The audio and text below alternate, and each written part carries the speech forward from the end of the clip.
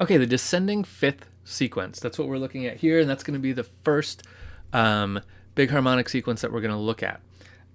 This has been called the strongest progression in tonal music, meaning, well, what does that mean? The strongest progression in tonal music.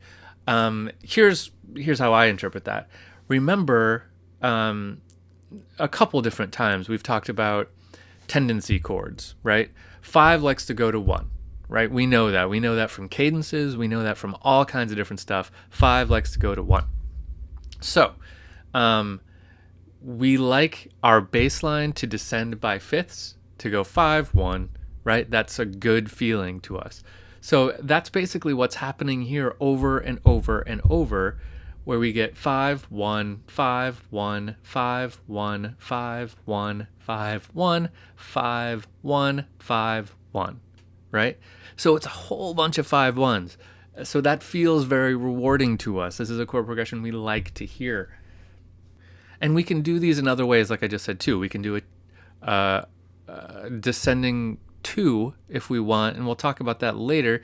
It has a bit more problems to it and is not as strong, right? Because going a descending 2 would be 1, 7, 6, 5, 4, 3, 2, 1, right? And that doesn't have the same pull as that 5, 1, 5, 1, 5, 1, 5, 1 does. Okay, so a couple things to think about when we're looking at these kinds of sequences. We tend to think of them in pairs. So pairs of chords. So instead of looking at this whole thing, break it down into groups of 2. So we have a 1, 4, and you don't have to do this. This is just kind of a handy way to think. We have a 1, 4, we have a 7, 3, we have a 6, 2, and we have a 5, 1. Okay?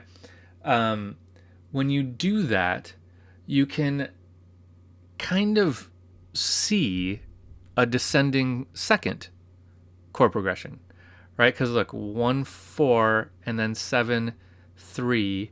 If you look at the first chord of the sequence, what you're going to see is 1, 7, 6, 5, right? If you look at the second chord in the sequence, you're going to see 4, 3, 2, 1. So, when we look at these in 4-part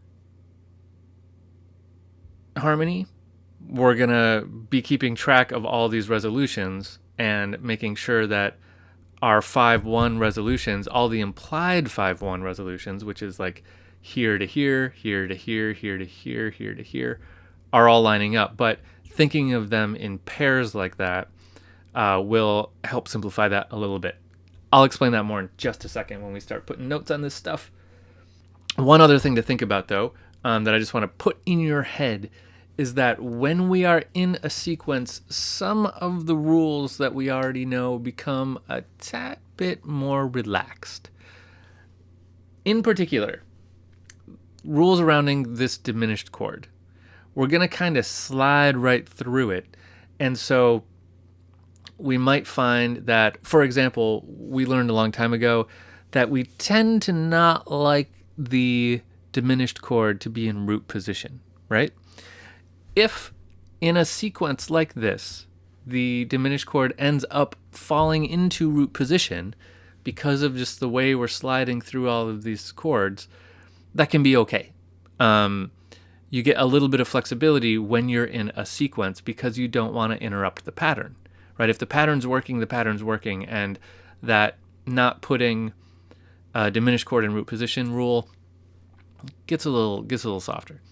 The same thing in terms of once we have seventh chords here, and we're trying to figure out, well, actually, even without seventh chords, once we're trying to figure out what to double in 4-part, the doubling rules get a little laid back also because we're going to kind of fall into this pattern.